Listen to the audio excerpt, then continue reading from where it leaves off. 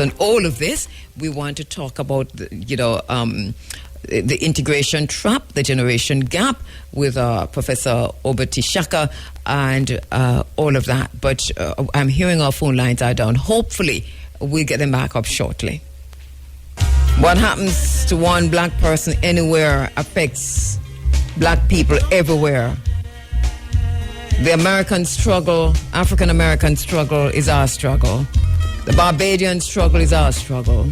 The Trinidadian struggle is our struggle. The Brazilian struggle is our struggle. We do not differentiate as African people. We are sojourning in strange lands. And what affects any African person anywhere in the world affects all of us. And that is why black people in Jamaica, African people in Jamaica, are demonstrating in solidarity, are protesting in solidarity. We can do many things one time.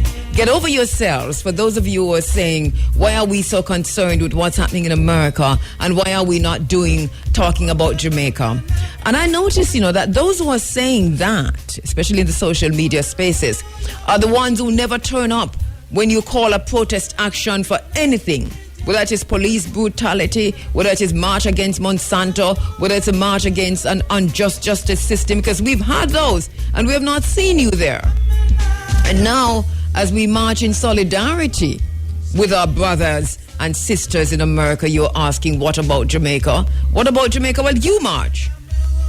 You march. Although so many of us are marching in solidarity here in Jamaica. But we do not discriminate. We do not differentiate the struggles of the African American from the struggles of the African Jamaican. At the end of the day, we are all Africans. It's our brothers and our sisters that we're talking about. As a matter of fact, if I ask you to put up your hands, just indicate by just gently raising your hand if you have a family in the United States. Just gently raise your hands. Do you have any family in the United States? Any at all? Any? Do you know anybody who has family in the United States? You see where I'm going with this? Because on a more bloodline level, right now bloodline level, you are already connected with what's happening in America. But on your genes level, on your DNA level, on your melanin level, you are definitely connected with the African American. The African in America is connected to the African in Jamaica, is connected to the African in Brazil. And that's why we march, because we're one and the same.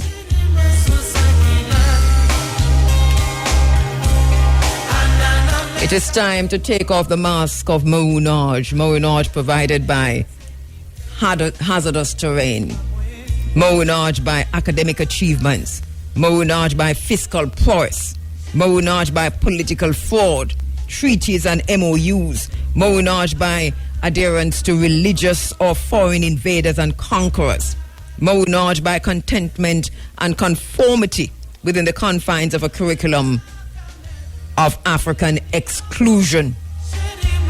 It is time for self-realization, realization of our individual and collective selves. It is time to abandon all concepts of black salvation by a white savior. It is time to recognize the black messiah within ourselves and around us. It is time for us to save ourselves. Thank you so much for joining us. In this segment of the program, we're going to be speaking with Dr. Tishaka. He's the author of 5 books, each of which is considered a masterwork.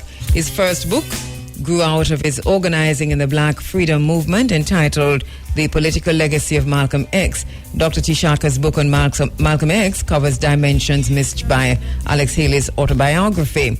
And Dr. Tishaka, as you remember, was here in Jamaica a few years ago as part of our celebrations of Mwalimu Marcus Mosiah Garvey. Dr. Tishaka's 5th book is The Integration Trap, The Generation Gap, caused by a choice between two cultures. It explains what has gone wrong in black families, communities and nations since 1968 that has led to shifts in black values. and behavior, not arising from enslavement. Dr. Tshaka shows that since 1968, powerful hostile forces have hit black communities and African nations, causing them to make a choice between two cultures, one African American, one European American. The book examines African and African American culture in depth to rescue African American communities nationally and African nations globally. Going to be talking to Dr. Tshaka in this segment of the program. I know we're having a little difficulty with our telephone lines, but we're trying.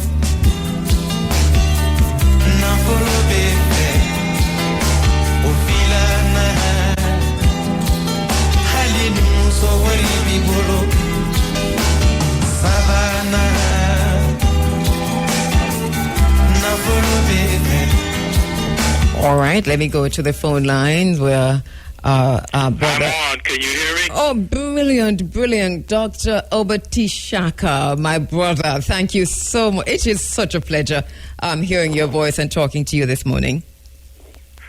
Same here. It was one of the greatest pleasures of my life to address your Marcus Garvey Day celebrations in 2014. Yeah. That was my first master. It was 2014, that's true. Right, and wow, what a day that was. Thank you so much for that. And then again, for just being you, the work that you have done, the body of work that you have, that African people, younger people, older people can go to, draw on, and understand the times that we are in the words of, I know somebody who you admire so much, Dr. John Henry Clark, that history is not everything, but what it tells us, it's a clock, what time we are in, and what are we supposed to do and how we're supposed to do it, you know. So thank you so much. Yeah, he was one of my masters. I studied under him for many years, and I interviewed him the last 8 months of his life for a book I'm finishing now on Seba, which is the Kemetic word for bringing the light that is within out. It's a mastery system, and I interviewed him on the masters in his life, along with 5 other masters. So, he was a great man and a great human being. His character was as great as his wisdom. Of course, wow. We admire him so much here and study him extensively also in this space.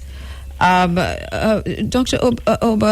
Tshaka, we've read your book more than once, The Integration Trap, The Generation Gap, and listened to interviews that you've done about this, and I've also had conversations with you about the book itself. But it seems even more relevant now as we go through this interesting times that we're going through right now. We just had a conversation earlier with Dr. Malik Zulu Shabazz, talking about the protests in America and the fact that the world seem to be protesting now. They've taken to the streets in droves, and young people are leading those protests. Within the context of this generation gap, and we're going to come forward to the integration trap, and this choice of two cultures, how do you situate this, what we're seeing unfolding globally?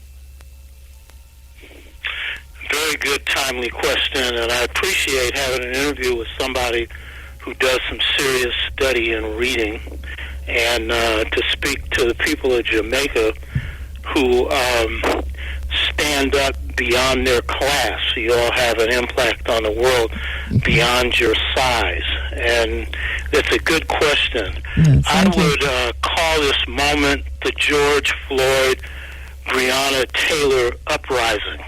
This movement that we see shaking the world right now. And in the Dogon, they have a term called Adunoso, A-D-U-N-O-S-O. In my new book, I'll be discussing this.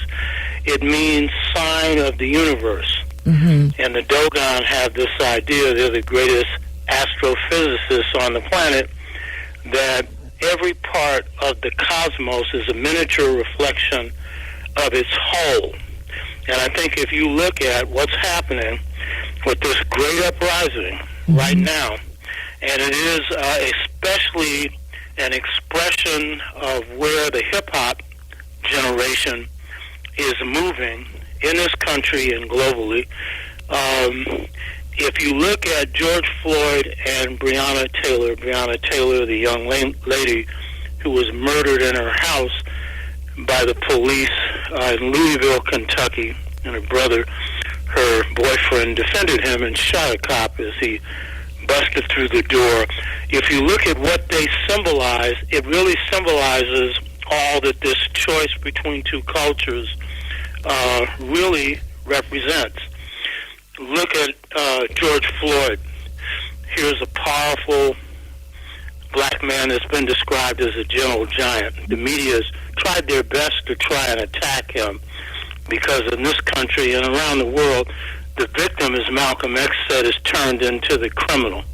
But if you look at George Floyd, what did he say? I can't breathe, which is the same thing that happened in New York with Eric Gardner, whose mother just after years of fighting got the cop that strangled him to death fired. It took all these years just to get a cop fired. He should have been, and I'm not for capital punishment, but executed for that. So this is a repeat of what's gone on over and over again. But if you look at that cry out, that call out of I can't breathe, and then his last call was what? Mama. And I thought at first his mother was alive. And then I come to find out his mother had passed on. Yes. And if you look at anything is everything, because this is a formulation I've come up with in Dogon thought, everything God creates, the part is a whole. We're a miniature reflection of this larger universe. Everything that's in that universe is in us. Everything that's in George Floyd is an expression of the best features of this culture, because in calling on his mother, he was calling on the thing that sustains us most, our mothers. And at a time in which black families have been busted up, black women have held up the strength of our people. And then he was calling on a mother on a spirit plane. He was drawing on the fundamental principle of our culture, which is spirit, God. Now, according to Al Sharpton, she was calling him home. I don't believe so.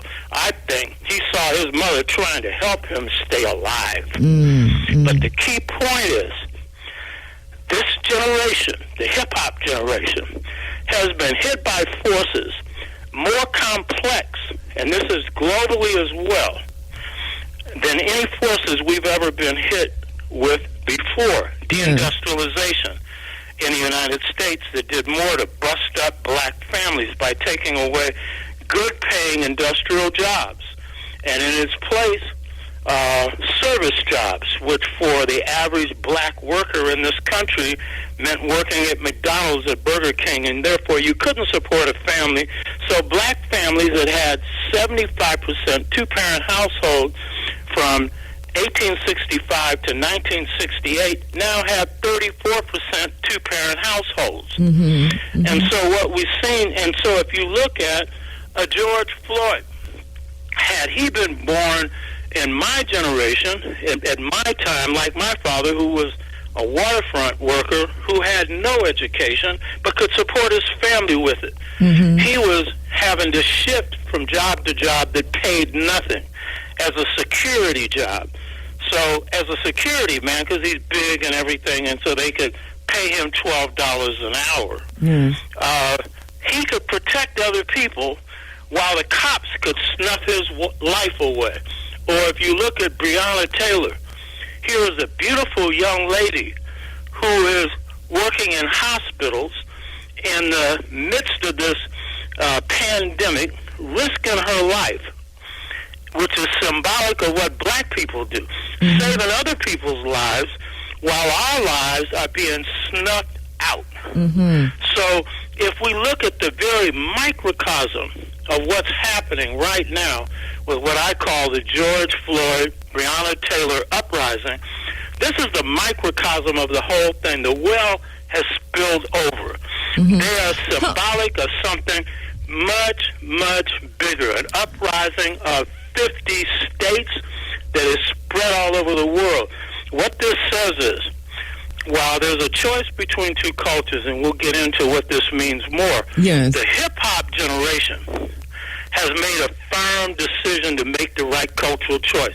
And they've been caught in traps, drug traps, mm-hmm, prison industrial complex traps, all these things that have done everything to shift the culture, mm-hmm, away from Africa, away from what I call new African culture, which is African-American culture, because in the Caribbean, y'all are majority on those islands. I'm married to a sister from the Caribbean, Pam Hurley Tashaka, who I met in the UK. Yes.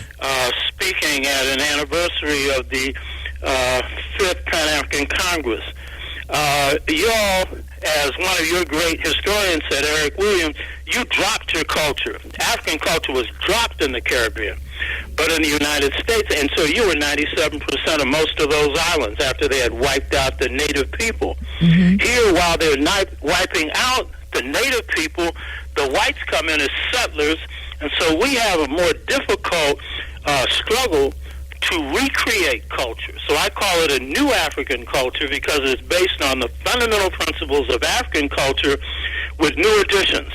Our youth have indicated that in spite of the harsh conditions they face, mm-hmm, what makes it hard for them to even have two-parent families, that it weakened extended family communities, they have made a choice to choose the strongest parts of our culture, which is spirit, which is family, which is placing our people before money. And while there's been a real strong drive to turn the hip-hop generation into a group of individualists that place me before the group, this is showing the group comes first. And I think it's important to have this conversation now, especially within the context of where your own research has centered us in terms of looking at this choice that we have over these many years, this choice between two cultures, and how these powerful hostile external forces have attacked the African community. To cause this black generation gap. You're saying that looking at the Breonna Taylor, George Floyd uprisings, that you're seeing the hip-hop generation making a choice. And you've said that they have made a choice on the side of spirit. So let's back up a bit to say then, what is the choice? What are these two cultures? When we talk about the choice between two cultures, what are these two cultures? That's what I like about a good interviewer. I'm not talking to the corporate media here. I want to really stress something with everybody that's listening, because I say this in all humility. My best stuff has come from three realms. The battlefield. I'm an organic scholar, but my scholarship comes from wars. I've been in battles now 61 years. I'm 80. But I've been in battle 61 years. Mm. It's come from, therefore, experience. My stuff is field tested. You'll see it works. That's number one. Mm-hmm. Two, my stuff comes from study. So I've done a lot of study. Know your enemy, know yourself. Mm. Three, it's come from transformations. Because while I've been in the battlefield for 61 years, I've been conscious for 57 of those years. That means I was asleep and I underwent an awakening. So my awakening has been key to what I've been able to do. But this choice between two cultures, I really want to stress this in all humility. This term doesn't come from me. This comes from an inner light. I won't go into the details because I want to spend more time on the main thing. Another time we could talk about the details. But the key point is, my best ideas have come through piping into God's mind, or as George Washington Carver said, thinking God's thoughts. That term, a choice between two cultures, because when I have this experience, when I don't know an answer to something, and I didn't understand why things were crumbling in our community so fast, I've seen a light. That light doesn't talk. It's telepathic. Mm-hmm. And that came from God, a choice between two cultures. Yes. And over time, I've come to see, in the beginning, I saw what it meant for Afro-America. So what does it mean? It means that the powerful external forces have hit our community. I'll identify some in a minute. That it put our people in a position of choosing between two cultures. I want to point out, very often not consciously choosing. We're not aware of this very often.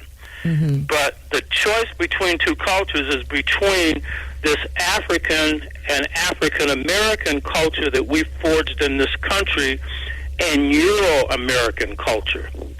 And so when we see, for example, one of the big shifts in the hip-hop generation, that this uprising, this George Floyd, Breonna Taylor uprising, is manifesting in its positive force, in its positive level, one of the biggest shifts in culture among the youth has been between individualism and the group. The older black generation of the black freedom movement and earlier have generally said that the group, when asked which comes first, the individual or the group, the overwhelming majority say the group first.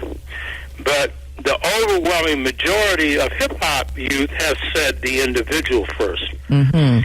And when it's come to values, the material values have tended, when asked, hip-hop generation has often said the material thing is first. But what this uprising indicates is when pushed to the wall, it's the other side. So this choice between two cultures inside this country has meant that. But over time, I was speaking at Centerprise Bookstore in London. It was the year I met my wife, 2005. I was in London. Yes. And so when you speak before an audience, you speak to that audience, and it began to dawn on me that this choice between two cultures isn't just what's hit us, it's what hit the Caribbean. Exactly. It's what hit Africa. Mm-hmm. And so what are some of these forces that have put us in this position? And we can see, and I'll identify two big ones, and then there's some others, actually three. Yes. Two big ones, and then a third one. The first one is what I mentioned, deindustrialization. Mm-hmm. The decision by the United States and much of the West to take manufacturing jobs outside the United States into Asia, mainly China, Mexico, and other third world countries, where they could exploit the labor of people of color, not have to pay the wages they were paying blacks and whites and others in this country and in Europe. And what this did in this country is take black families from two-parent households from 1865 to 1968 to one-parent households, 34%, from 75% to 34% today.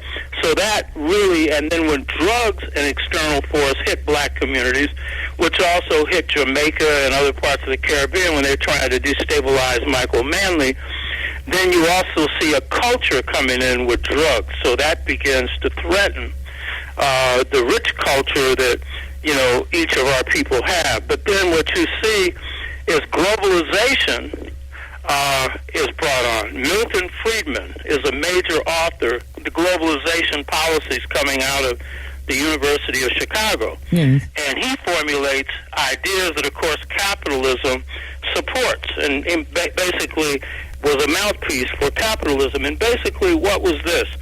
It was simply saying that everything they could grab their hands on, corporations, capitalism could grab their hands on, should be privatized, turned over to the looters of this world. Right now, 6 people on the planet have the wealth of half of the planet. Mm-hmm. Part of what you see with this George Floyd, Breonna Taylor uprising is an uprising against a system. And so you see demands coming out, Black Lives Matter and other groups, they're saying they want police budgets trimmed down. They want them cut. And so in Los Angeles, the city council has passed a resolution telling the mayor they want $150 million cut out of the police budget and put into housing, put into education, put in for poor people. So these forces of Milton Friedman, these forces are applied in Chile, and they're applied in other parts of the world where they're able to overthrow governments. And in overthrowing the government of Allende in Chile, everything gets privatized. That is an experiment for bringing it back to the United States, where now we see charter schools eating up the budgets of public schools, and most of that money is going into the pockets of big business, while teachers are not being paid and black children are being miseducated. So this is a powerful force that increases poverty. But the other powerful force that has hit black communities, and this one doesn't appear to be one that would have an effect on us, is the creation of the national security state. And the national security state was created in 1947 through NSC, National Security Council Order 68. This was a secret act initiated by the Truman administration and not revealed until the 1970s. And what this did at the end of World War II, when America had no enemies in sight, when Russia had saved the United States and Europe from Nazism and lost 27 million people, they had decided to turn Russia into the new enemy, because superpowers need an enemy to rally their people behind. And so, at a time in which the American military should have been disbanded, when America had no enemies that faced them, they continued the draft, and what they began to do was to build up a military budget on the myth that the Russians are coming. And I live on a street here where the corner of the house, the biggest house on the corner, was built by Chinese American. He has a bomb shelter in his house. As if a bomb shelter would have done any good, and as if the Russians going to drop a bomb on you. Any country that has a nuclear weapon ain't dropping one on another one. The Japanese didn't have one. That's why they got one dropped on them. So the key point is the military-industrial system now in the United States, the American budget, $734 billion goes to the military, when the only communist country really left is China, even though the Chinese claim to be, they're operating on a market capitalist economy. So what does this mean for us? It means that the programs that should go to build roads, the programs that should go to build schools, the programs that should go to really end poverty, those are going to screwdrivers that sell for $1,000. They go into the pockets of the rich. So that when this organic movement, George Floyd, Breonna Taylor uprising, demands slicing budgets for the police, the next demand is cutting out, is nearly to zero, the military budget. And only one candidate for president of the United States had raised that, and that candidate was shut out by the establishment. So you now have Biden running against Trump, and, we'll have to throw Trump out. But he was not the best candidate. Barry Sanders was the only one that questioned the military-industrial complex. And by the way, he came out of my old organization, CORE, Congress of Racial Equality. So the point is, these forces that have hit us have been harder for us to resist because they've been institutional. All right, I'm going to ask you... Bill Clinton ending poverty. I'm going to ask you for... ending welfare. Yeah. So these have put us in unconscious positions of making choices from this position of impoverishment. But the wealth that we have is our culture. All right. I'm going to ask you to hold the line for me 1 minute. Let me just take a quick break and we'll come back to pick up from there, talking about these hostile external forces which have impacted the African community, not just the African American community, but Africans globally, and the choice then that we had to make. We take a quick break. We'll come right back. Thank you so much, my sister, with the words there of Amilcar Cabral. You're inside of the Africa Forum. It is Running Africa, and my very special guest on the phone lines is Professor Oba Tishaka. He's the author of The Integration Trap, The Generation Gap. We're talking about that now. Do not forget that there is an addendum, that there is the choice between two cultures, the integration trap, the generation gap caused by a choice between two cultures. Professor, thank you so much for staying with us. You just outlined the powerful hostile external forces. You said there are more, but that there are three main ones which you've outlined, inclusive of the industrialization, jobs leaving the black communities, and what that did to the black families. You also talked about the national security state, and I'm missing one. Yes, you gave us three. But in essence, basically, these hostile external forces that you have outlined for us, you've said that these are some of the main reasons why the black family was weakened, and the impact it had, especially on the hip-hop generation. Now, I want to take us to the next step then, to say, so what was the main choice? Was it the choice then of two distinct choices, or were there a multidimensional, multifaceted, choices that persons had, but two main one that could be streamlined under, say, two headings?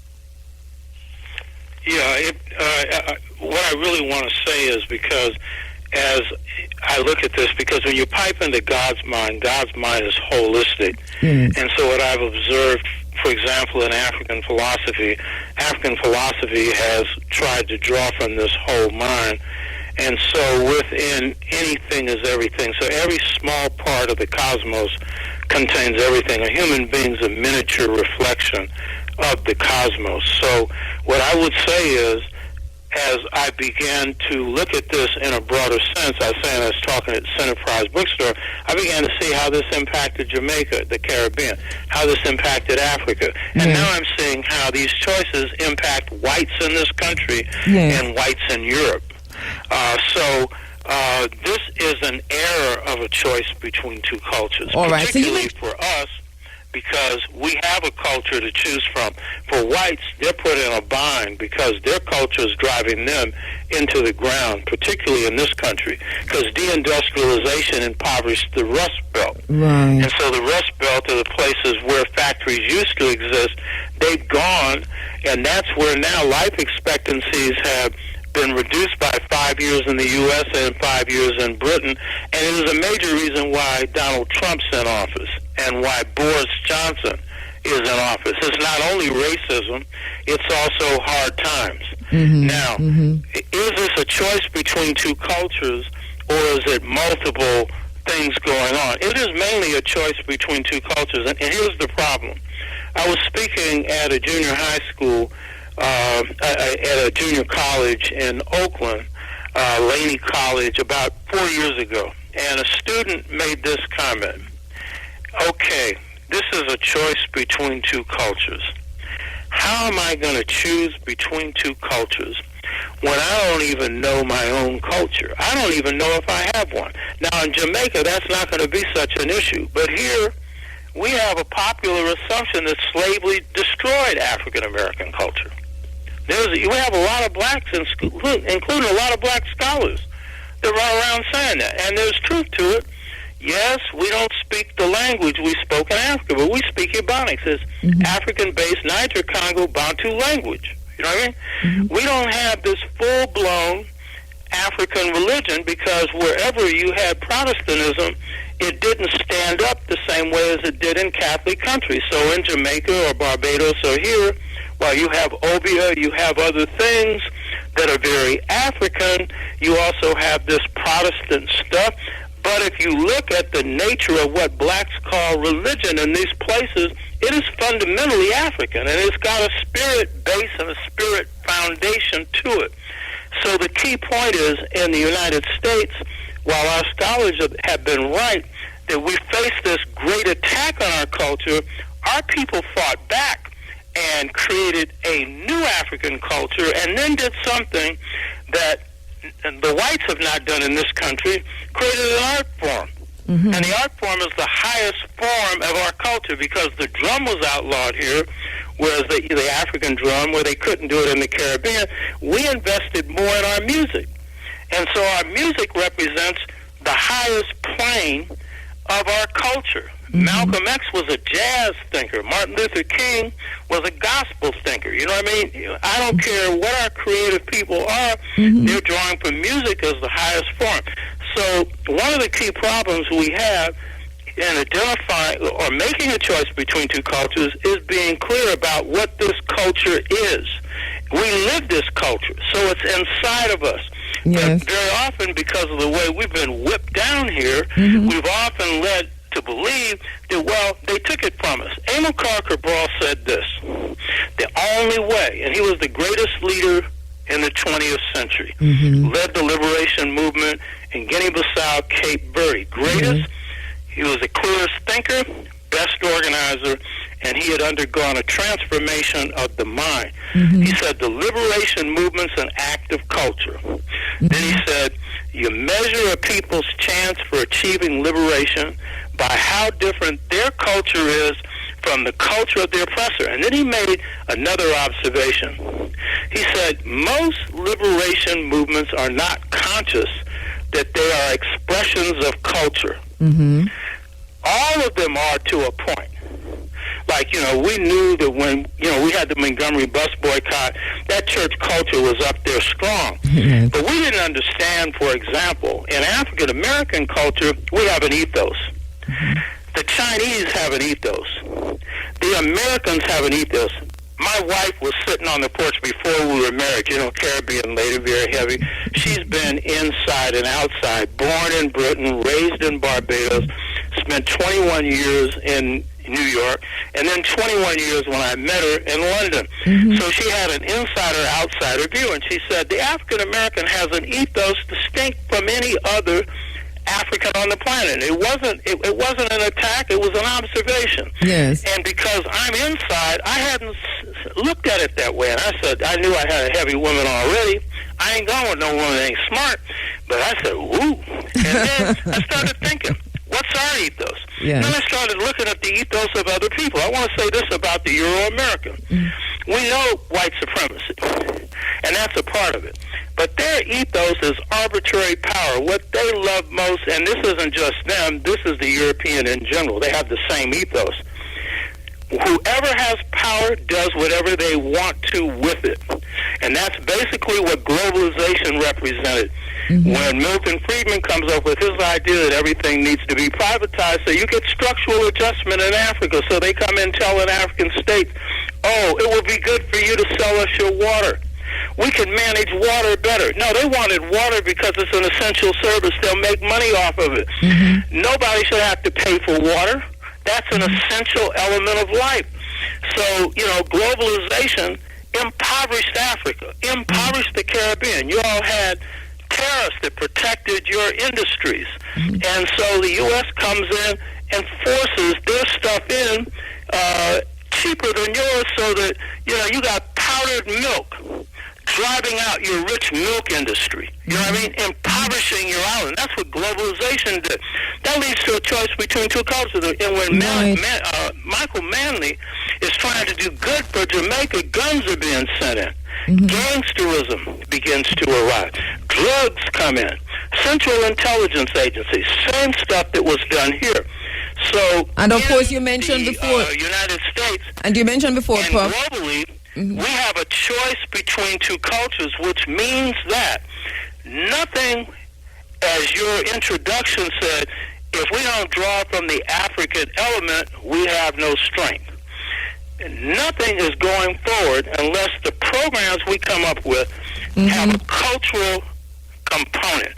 And that cultural component has to be the component that gives us an alternative that frees our people from poverty, that frees them from not knowing who they are, that frees their mind so that they can stand on their own. And those principles are spirit, family, the value for a human being over money, and the need to see that everyone has a right to the tree of life. One of the things you talk about in your book, and very early on in your book, is the ancient Kemetic principle of Ma'at. You foregrounded this very earlier to talk about this as this was conceived as the rudder of heaven and the beam of earth. And you say, although invisible like the rudder of the ship, it provided direction to the cosmos. Like the center beam of a building, Ma'at provided the central grounding and foundation for Mother Earth.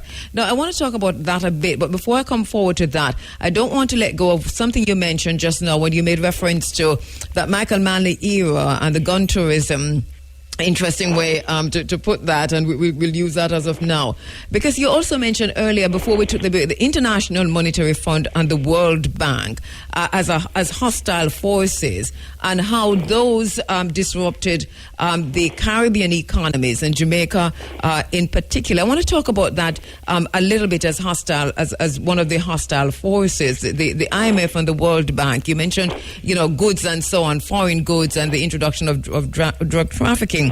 Can we pay some attention to that for a minute? Because how destructive is a force like that to the Caribbean economy, the IMF, the World Bank, the Bretton Woods institutions? Yeah, and to Africa. Because it is the external forces that hit you that are similar to the ones that hit us, but your nation states, or you're coming out of colonialism building your nations. And so, as you point out, Bretton Woods was a series of meetings held in the United States to create a new world order.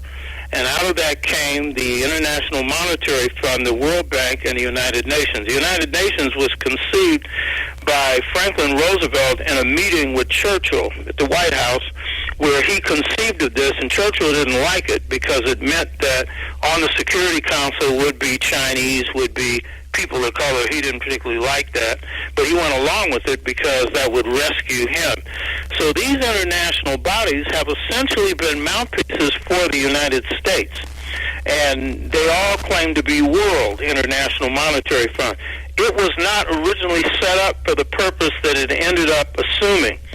It was set up to rescue Europe.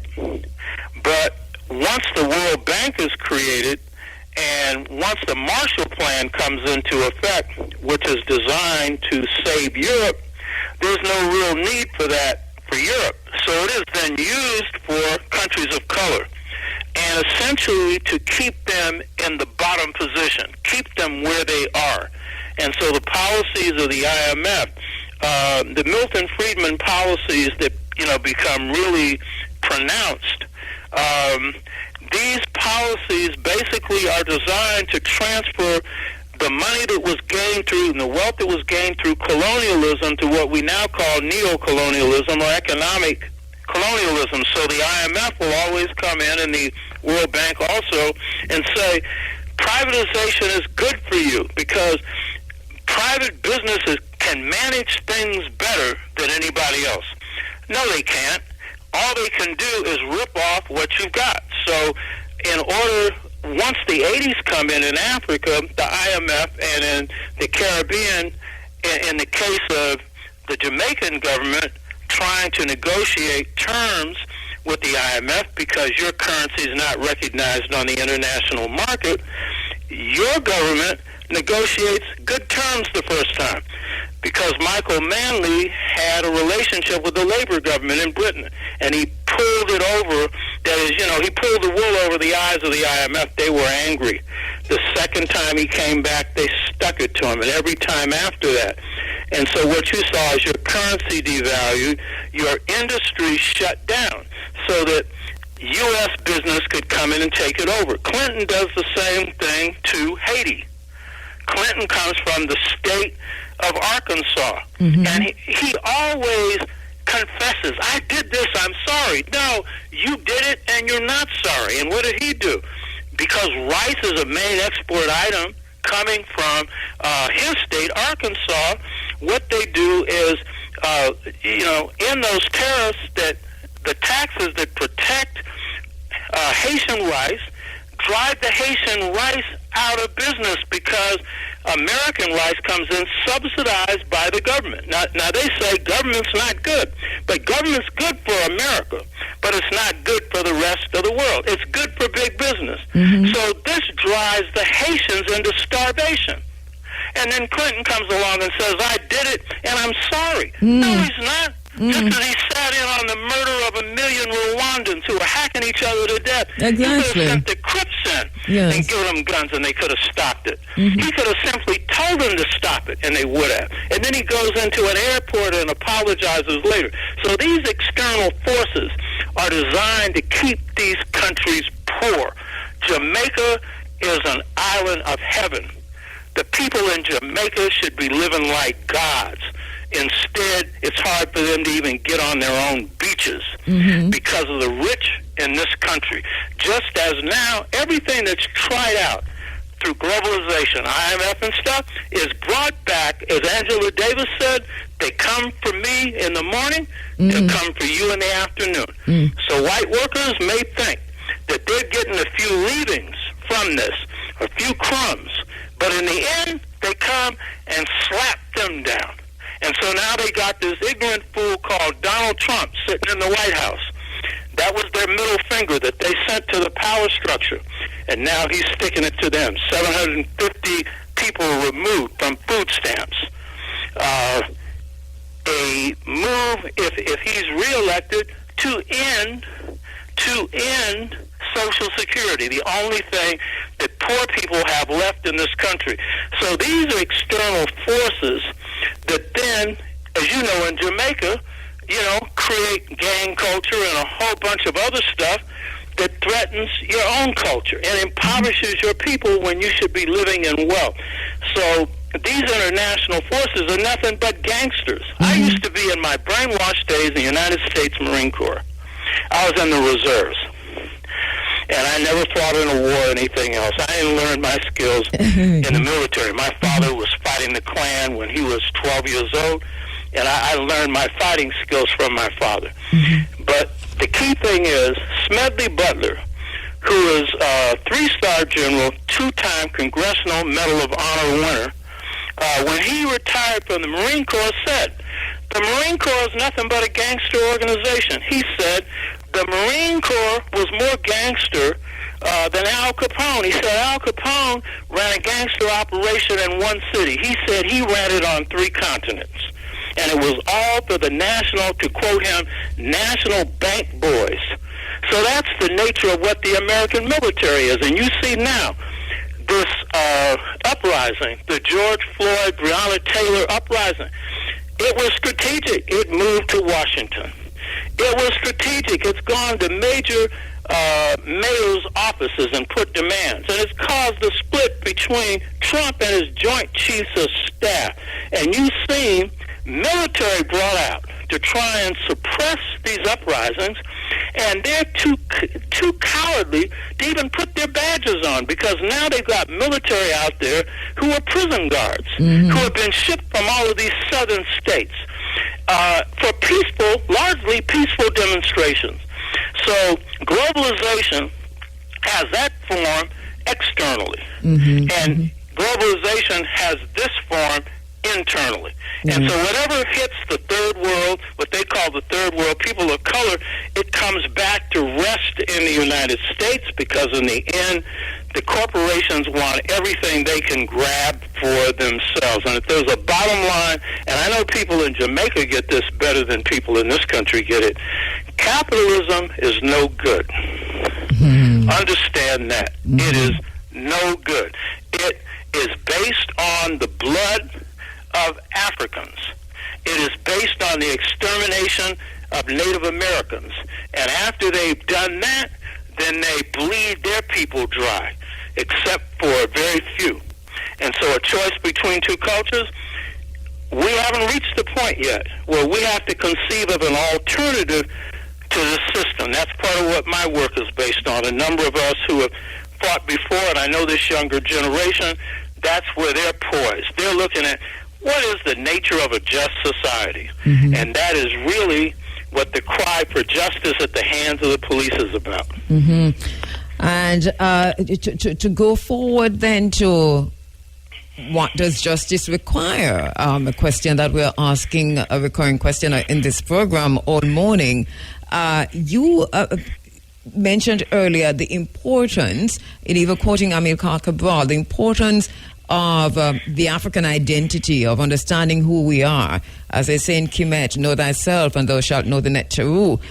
You point out in your book that African liberation in the United States, and I dare say in the African diaspora, demands that Africans achieve organizational power.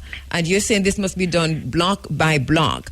But you go further to say that to become a powerful people in the 21st century, Africans must understand the love of self, that the love of self depends on the love of Africa. Now, I think this is critical, and I want us to pause for a moment to talk a little bit about that, because it would seem to me that if we, as Kwame Ture talked about, they weren't fighting for integration; they were fighting, they were marching for full liberation. How important is the African identity, the African heritage, to the liberation of the African in any liberation struggle, and even specifically in the liberation struggle that we see ongoing here now?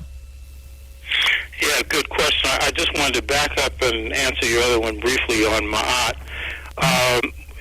and go into your two questions around organization and identity. The key thing about Ma'at, and it's central to African cultures all over the world, is this. Ma'at is the idea that there's an order to the universe, and it's invisible. And so the Kemites, the ancient Egyptians, and Kemet meant black, the people of Egypt who were black. It meant that the universe operates on an invisible law. The law is harmony, truth, justice, right order, and as you said, the rudder of heaven, the beam of earth. It's the invisible, the rudder that gives direction to a ship, the invisible direction of the universe. It is the beam. It's a central part of the earth. It stabilizes the earth. Black people will often not use the word ma'at, but our parents basically raise us to be truthful. Yeah. So that's real key. Now, also, for us, Ma'at isn't just a series of things that we ran off: harmony, truth, justice, right order. Ma'at is summarized in one sentence: speak truth, do truth. Ma'at is living the principles you believe. This earth is out of balance, much bigger even than just the immediate issues of the George Floyd, Breonna Taylor uprising, is what's underneath it, because it's much more than just I can't breathe. It's much more than killing us by the police. It's how the system's killing us, and how this system is now throwing the planet out of balance. And so Ma'at, we have to figure out how to restore that balance, and that means going back to some just principles. Now, going to your question of organization and freeing the mind or identity, I'd say this. To the extent that our liberation movements have been strong, or to the extent that our leaders have been strong, wherever we have really seen strength and resistance, it can be measured by the degree to which those leaders or members have undergone a transformation of consciousness. Malcolm X, an Amilcar Cabral, an Ella Baker, a Fannie Lou Hamer, a lot of these young Black Lives Matter, and when I use that term, that's bigger than the organization, this movement, the best of them have mirrored a transformation of consciousness that gets us to a point where we have a deep love and knowledge of ourself. So in the integration trap, generation gap, caused by a choice between two cultures, and all the books I've written, I identify the stages that we go through when we're waking up. And those stages, if we miss any of them, usually our movements will be in trouble. I make the point in the integration trap that as good as the Black Panther Party was, one of its big weaknesses, and Assata Shakur, who's in exile in Cuba, one of their best leaders, one of their best members, made the point that one of the weaknesses, and I'm not knocking the Black Panther Party, it's a great movement. It stood up against the police, it stood up against state repression, and it correctly called for revolution. They were right, and they demonstrated courage. But she made the point that the Black Panther Party knew more about Mao Zedong than they did Nat Turner. That it was not grounded enough in a knowledge of our history and of our culture, even though they expressed some of the best features of our culture. Malcolm X, before he underwent an awakening, would have been no good for our people as Malcolm Little, not because of anything wrong with the name Little, but because of his assimilated mindset. He said he hated being black, even as a prisoner. He didn't want to be around black people. He had to undergo an awakening. I had to undergo a similar awakening. And if you haven't, because if you're oppressed, then to some extent, your mind is going to be on remote control. If you don't free it to where you know yourself, can think for yourself, and love yourself, you're in trouble. So I want to make a point that if people are interested in this book, they can go to my website, Otshaka at sbcglobal.net, Otshaka at sbcglobal.net. And when they get a book, they'll also get a 45-page description of the stages of awakening. Now, 45 pages doesn't tell you how to wake up. That's a transformational process you have to go through it. Here's the key point. In a liberation movement, the consciousness of the oppressed has to rise higher than the consciousness of the oppressor. And that's why this movement right now is so strong. I mean, they've had a few scenes where right-wingers are standing on the side with guns. Those guns are useless. You got millions of people in motion. Try and use one of them. See what happens. You know what I mean? Yeah. And in fact, the National Guard and police have had to meld back into the background because the Joint Chiefs of Staff had come down on Trump's head.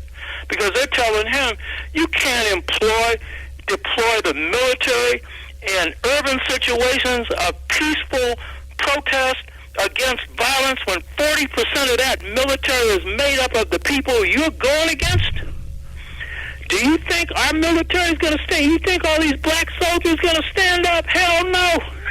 These are conservative generals. They agree with Trump, but they don't agree with his strategy. They see he's a dummy. So he's been called out by Mattis, Mad Dog Mattis, a Marine Corps general who's a killer. But he said, man, this stuff's so bad, I got to talk out. And his Joint Chiefs of Staff, head of the Joint Chiefs of Staff, cursed him out 2 days ago because he was telling him he had to bring in federal troops. For what? So the key point is that we're at a point here now where in this choice between two cultures, our youth have understood that there is a real question of organization. Right now, this is mobilization that is going on right now. This mobilization precedes organization. And while different groups have their chapters, it's a real organization of our people that is really necessary. And what's really key, I think, about this movement is this, because our culture took root here, it's organic. What you're seeing is organic leadership. And one of the things I like about the Black Lives Matter approach is they understand what Ella Baker understood. You can't use the singular leadership anymore. That's dead. That's an obsolete thing because, the Kings and Malcolms were good for their times. The Garveys were good for their time. But the fact is, if that's what you have now, they'll cut them down. Those movements will be gone. You can't rest. As the old saying goes, weak movements rely on strong leaders. Strong movements have multiple leaders. So the Black Lives Matter people, they call it not leaderless, leaderful. Leaderful. And so the system does not know how to handle this. And I was talking before about the ethos of the African American. The Euro-American's ethos is arbitrary power. Our ethos is creativity. the African American. Because in order to recreate a culture here, we had to draw on our creative impulses.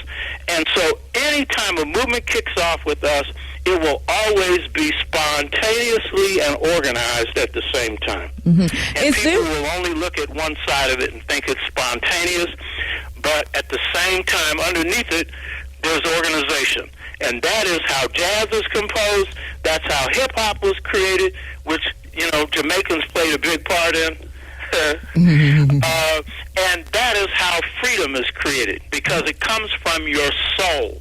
And so and when a system's faced with that, and I'll say this, the one thing black people can't predict in this country is black people. We don't know what we're going to do. And in fact, even when all those little things that went out on Twitter to gather here and there, nobody expected that 50 states would respond. Nobody, including the people that were involved. By the way, Rosa Parks, 2 weeks before the Montgomery bus boycott, said, black people will never unite in Montgomery. They're too hard to organize. And then guess what? And we saw, and we know what she was going to do, and she surely couldn't predict what our people were going to do. And the unpredictable is one of the best things. I'm a martial artist, you know what I mean? The best thing in martial art is always come from an angle your enemy don't expect. And that is something, when the people don't even know what angle they're coming from until they do it, that's the best thing. You know what I mean?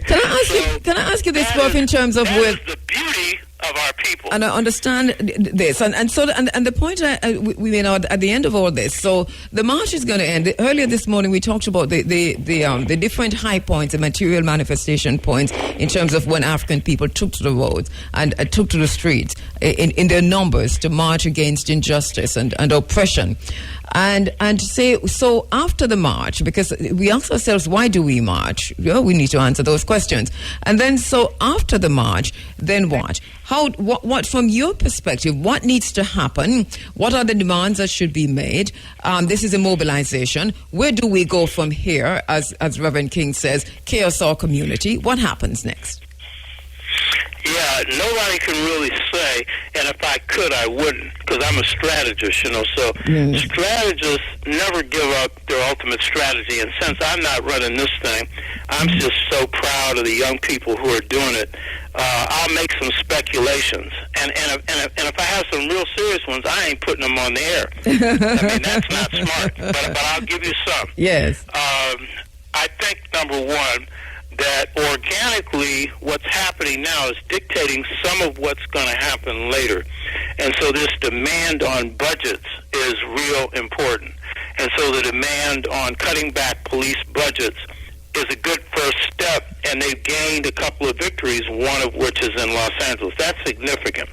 So that has to be expanded, because anything that can free up money at the local level to go into reducing poverty, building low-income housing. The federal government has gone out of low-income and moderate-income housing. Everything's privatized in condos for the rich. And so we have homeless people all over the country. You have them in the UK. Do you have a homeless problem in Jamaica? We have landless, homeless, and they call our people squatters while the crown lands go to waste. Yeah. Yes. So a variety of things have to happen for that. So, I think that is one thing. Organization. Black Lives Matter has its own structure right now. It'll probably expand. There'll be other organizations that come online. Because one of the things that happens with movements, the biggest thing that happens with a movement is it kills fear. The biggest thing, because fear is an illusion. We're taught to fear God in this country, the Internal Revenue Service, the police, all of this stuff. Movements kill fear. And when you kill fear, what happens is you're free, because wherever there is fear, you're under lockdown. So the longer this thing goes on, the better, because the more people have the chance to experience what it is to serve a cause greater than yourself. But these are sporadic movements. They have to be, because the enemy they're faced with are not like the 60s, which was segregation in the South. So that required an ongoing struggle. When you're dealing with the police, what ends up happening is it's sporadic because it depends upon the violence and then the reaction to the violence. And then the other problem in dealing with the police is, in the end, I hate to say it, but the ultimate resolution won't come there because the police are going to stay there with their foot on your neck. Mm-hmm.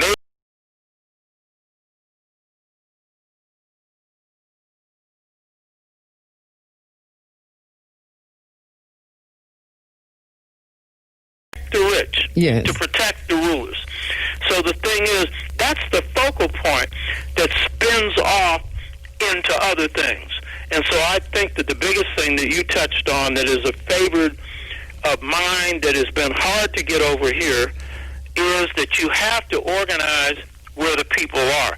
We tend to misinterpret mobilizing for organizing. Mm-hmm. Mobilizing is when people are in motion. Mm-hmm. Marches, what you're seeing now, that's mobilizing. There's organizing underneath it. There are people in there organizing. But what we need to do on the ground where our people are is organize. For example, in Ferguson, where this kicked off in 2014, they now have a black city council and a black mayor. People think this is the victory. That's good, depending on who you elected. If you've elected people who are really responsible to the people, that's good. But here's the problem with city councils and mayors. We need them. I'm not opposed to that. But corporations rule them. Where's power? What these demonstrations are showing is power comes from the people and it comes from the streets. I think you have a saying, I may not get it exactly right, it comes from the dirt. Mm-hmm. It comes from the creativity of the people who are on the bottom. That's where creativity and change comes from. So that's where the real organizing has to take place. It's harder in the States now because they busted up a lot of black communities. But there are still over 77 compact black communities. And Ferguson is one of those, over 70% black. The favored modality for organizing that I pushed forever and practiced it myself is block by block organizing, where you can. And where you can't, then pocket organizing. You organize where the pockets of black people are. But you have to organize where the people are, and then that's where your power comes from. That's where your economic development comes from. That's where your self-defense comes from. I want to share something with people. When this brother was surrounded and they were choking him, there were a lot of black people and other people around him. They didn't do anything, and I understand why. They were afraid of what could happen. You know, he gets shot. Mm-hmm. There were 4 so cops. They had guns in their holster. They hadn't pulled them out, but they could have. I just want to share something with you. In 1970, I faced the same thing. I was training in a martial arts group, Simbas. We had my group, Pan-African People's Organization, have a group of security people called Simbas, Lions. We trained them in Taekwondo, Korean karate. We had 2 black belts training us. And so we had a guy on the front door. His name was Spencer Tippins. And he had a little samurai sword in his belt. It was small. It was legal. And we hear this sound. We come out. The cops have him in a chokehold. They could have killed him. I had a millisecond to make a decision. So we had 10. I told my people, only 2 were black belts. The rest of us were trained in disarming and stuff. We surrounded the cops. And I told them, and I motioned to them, get in close. We got in close. I would have never done this to the cops that pulled their guns. And then I told the cops, I said, see that man, his name is Mr. Spencer Tippins. Take your hands off of him. Say, please, Mr. Spencer Tippins, ask him for the information you want, and he'll give it to you. Mm-hmm. The cops tried to edge to the car. I wouldn't let them. We were close enough to them that either we disarmed them or we're dead. So that was our choice. And so they took their hands off of him. They said, please, Mr. Spencer Tippins. And then they ran to their car and got out of there. And my black belt said, you could have got us killed. I said, you black belts, you telling me this? If they continue to do this to you, you're nothing but punks on the street. And then I say, get the hell out of here. We left for 2 weeks because we knew the cops were coming back. After that, the cops never bothered us. I'm not saying that that's what people should do on the streets. It's a tactical decision. But we could do that because our people were disciplined. Yes. And I'd have done that for anybody, not just for a member. But the key point is, when you control the streets, you control the action on the streets. There are more of you than them, but you have to be disciplined. And that's so the bottom that line. gives you economic leverage, that gives you political leverage, but the main thing is you can end gangs through this structure. In Chicago, 600,000 black people. When Harold Washington was mayor, the biggest mistake, and he was one of the best mayors black people had, Conrad Worrell, who was national chair of the Black United Front, has just passed. A friend of mine. He passed, I think, a week ago. And he had carved out a space in Harold Washington's campaign with Bob Brown, who was a key organizer with Kwame Ture. Kwame was a friend of mine. I led the Black Nationalist Wing in CORE. He did in SNCC. And Bob Brown advised Conrad on how to organize a black campaign up within Harold Washington's campaign. And it was a very good one. I went into town and saw it. It was like a movement. It was a black freedom movement. And so when Harold Washington got in there, he was doing good things. He was overweight and died of a heart attack. The biggest mistake that people made in Chicago was not to organize those blocks. And then it was about 800,000. There's now 600,000 black people. You organize those blocks, and then you can build up your economy. Then you can provide jobs for gangsters, and then the ones that want to still be gangsters, you can shut them down. You can do whatever you want to do. And you can prevent the state from moving against you. Had the Black Panther Party had this structure, they would have lost some people, but they would have stayed on. We did this organizing in the San Francisco Freedom Movement. We organized 45,000 black people block by block. A brother named Will Ussery, I put him in charge of that. When we took over the War on Poverty program for 2 years, we organized the entire Fillmore. That was done nowhere else in the country. That is what enabled the Vietnamese to win their struggle. Had the U.S. invaded Cuba successfully, they would have had to fight every block because they had CDRs, Committees for the Defense of the Revolution. They organized every single square block in Cuba. Prof, I'm so sorry. I'm so sorry, Prof. Organizing we have to do now. That's the point. I'm so sorry, Prof, that we're out of time, but I think that we've said it, and I think it's heard that the next step is organizing. Just one other thing. Yes. I set up a leadership training institute. It's called the Emil Carter Perron, Ella Baker Leadership Training Academy. And so, we're doing leadership training, but the key, and organizing training. But the key, one of the things we need to do is intergenerational transmission. The younger generation training us in their skills, we training them in our skills. Yes. But there has to be a transmission of the skills we got. They learn from us, but also face-to-face. So that's one of the things I'm going to be doing on YouTube. I'm going to have a YouTube show in about a month, the Over to Shaka show. Well, we look out for that. Yes. And I'm on YouTube right now. Check me out. Over to Shaka. Check me out. I'm all over the place on YouTube. I know, and we'll let our listeners know exactly where to find you also, and your books are available. Thank you so much, Professor Obert Shaka. As usual, a pleasure. Me a favor. Send me the link to this show so I can send it to other people. Will do. Thank you so much. Thank you so much, Prof. Appreciate this, sister. And our condolences. We know Conrad Worrell pretty well here. He was here for one of our Marcus Garvey events also. So it was a shock to her that he transcended, to hear that he transcended. But thank you so much for all the work that you continue to, all the work that you've done. And Conrad Worrell himself has a really great body of work.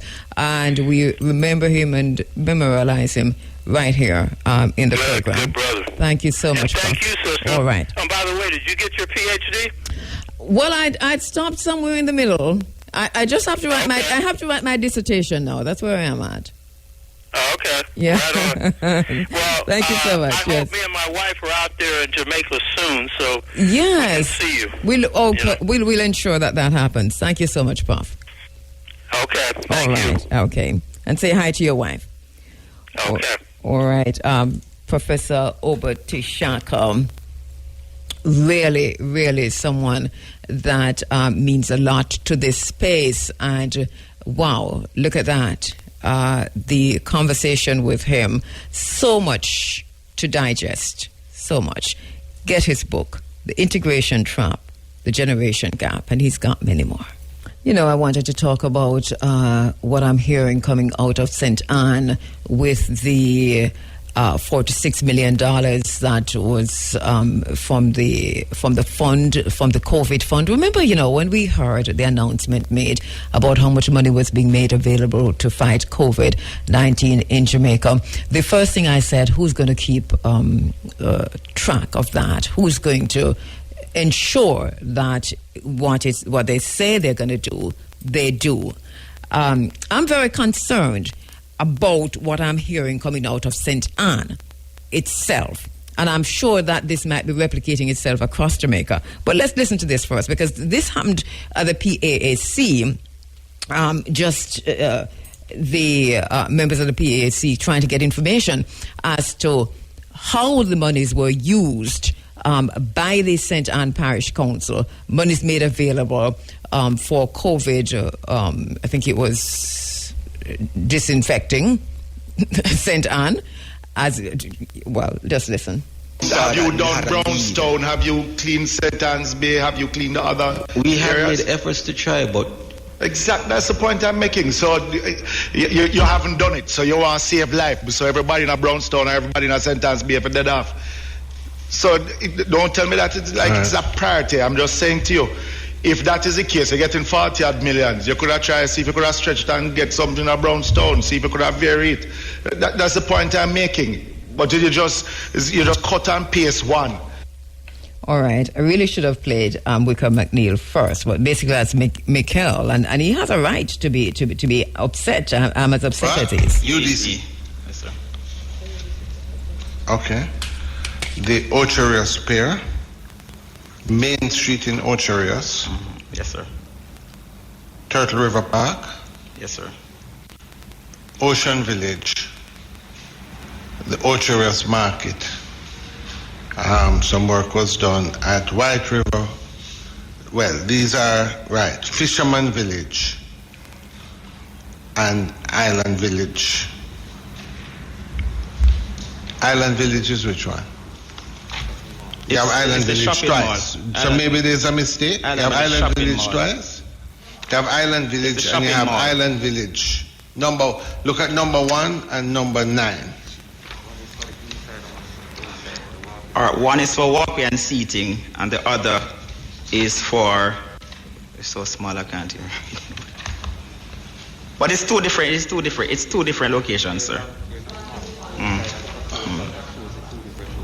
And we also submitted a map to show the two different proposals. Yes, but I'm just asking, you have Island Village. One is walkways and seating, and the other one is Island Village. Some other... If I may, can I just, for more clarity, just ask my chief engineer, Absolutely. deputy to answer? Absolutely. For clarification, on the map we highlighted and labeled the areas. One is labeled OV1 and the other one is labeled W4. Yes. On the map in the proposal. One is... Yeah, but we can speak about it. One is Island Village, walkways and seating. Yes. And the other one is what? In the location of OV map as identified on the map that was submitted. Yeah, but could you just tell us what it is? What is the second Island Village? No, it's the same Island Village, but it's two different areas on the map where we highlight. So you're saying you divided Island Village in two? Yes.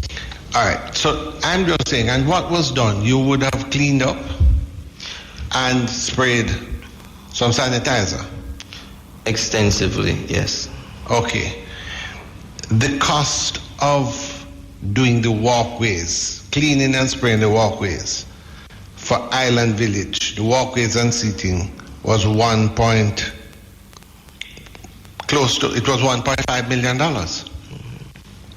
To clean, no construction or anything, just the cleaning and sanitizing of Island Village Part 1 was 1.5 million. Am I correct? Yes. Okay. And Island Village 2, the same Island Village, but another part of it, which is, so let me just read them. You have here furnish all labor, small tools, approved chemical agents, etc. For rails, gates, doors, gate handles, door handles, rail guard seating at the location. Then underneath you have same provide labor, small tools, chemical agents to clean and sanitize handrails, gates, doors, gate handles, same. It's the same thing, but probably different parts. Location, yes. So what you have here is all of them is just to clean the rails, gates, doors, gate handles, door handles, rail guard, seating. They're all of them are the same procedure. Mm-hmm. For a portion of Island Village was 1.5, and for the other portion was approximately 6 million. So you spent $7.5 million cleaning the handrails, gates, doors, etc. of Island Village. The description may say handrails, but it's far more. It's far more because tell us because I think we're all interested. Utilizing, we have some pictures. But we've seen the pictures, but maybe you can tell us. You have not. Sorry, the picture. There was only a portion of the pictures that was first submitted along with the documents because it's a lot of pictures. No matter how you take this, no matter how you take this is serious. You're talking about taxpayers' money. $7 million just for Clean Island Village alone. If that is so, then somebody is going to have to answer. Somebody is going to have to return the monies. Somebody, though, will have to pay. Let me hear what Fitzjackson has to say about that. Cost of sanitizing Outrage and other such areas struck me. $46 million in all the areas you see there. When the COVID situation was discovered and revealed about Portmore, where we had the Alarica call center and the big spike emanating from, the municipality of Portmore undertook a sanitization exercise in all the major gathering areas in Portmore. Naggerhead Transport Center, Waterford Transport Center, Greater Portmore Health Center and Library, all the bus shelters, all of Portmore Mall. You know what the cost of that exercise was? No, enlighten us. $300,000. All of us, the entire Jamaica, was concerned and is concerned about the coronavirus and the vulnerability of our people to being infected and the need to take precautionary steps to reduce, minimize as much as possible the likelihood of infection. And all of these things would have been done and been done with some sense of urgency. So emergency procurement of services and goods will take place, but all within reason. I was only sharing with the committee an experience that I'm aware of. Right? And I said the municipality, the Portmore municipality, I have the permanent secretary from local government. She can summon those documentation to substantiate any claim that I'm making. I checked with the director of finance. at the Portmore municipality to find that out. How much did you spend for that sanitation exercise that was done in Portmore? That was the number I was given. And I asked for the areas that was sanitized. And the areas are Portmore Mall, the areas are Portmore Health Center and the library area, the Waterford Transport Center, the Naggerhead Transport Center, all the bus shelters throughout Portmore were sanitized. Listen, we're completely out of time, but we're not going to drop this. That $46 million, we're going to have to know how it was spent, why so much was spent on Island Village, a private area. Why, as Michael Phillips is saying, that Brownstown and St. Anne's Bay were left to them own devices, while so much money was spent on the tourist areas and in some instances private areas. But we're completely out of time. As we're leaving, we're hearing from the UK that a slave trader's statue in Bristol has been torn down during a second day of anti-racism protests across the UK following the death of George Floyd. It comes after largely peaceful demonstrations in central London, and Saturday saw some clashes with police. We need to do the same thing in Jamaica. Tear down the Columbus statue up in Discover Bay. Tear down the Gandhi statue at the University of the West Indies, or Outboard Town Whitcomb Library. Go to Victoria Park and take down that Victoria statue. We need to tear down all of the symbols of enslavement in Jamaica, change all the names of the place, the roads. Lady Musgrave Road must change to something else. Name it after the man which never won pass, and stuff like that. So a lot to talk about. Anyway, this is how we say goodbye for today.